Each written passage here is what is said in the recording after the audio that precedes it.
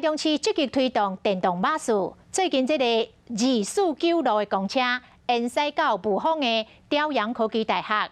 学校讲，这个延伸的路线搭配现有的5条公车的路线，是让附近的居民甲全校的师生更加利便。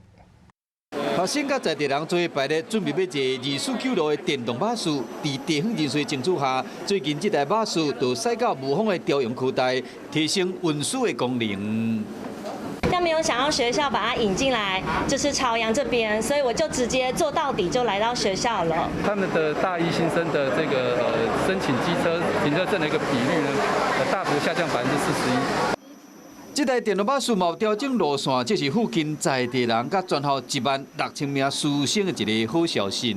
这一次呢，在扩大公车进校园，在增列的第6条的一个路线，其实也比较完善了整个朝阳科大师生他对于运输的一个需求。学校表示讲，坐公车上课响应责任减碳，学生较免骑多摆，较袂发生交通事故。我是陈雅玲，想要跟我一起从零掌握天下事吗？赶紧按下华视新闻 YouTube 频道的订阅按钮，开启小铃铛，跟我一起探讨公共议题，给您最专业的华视新闻。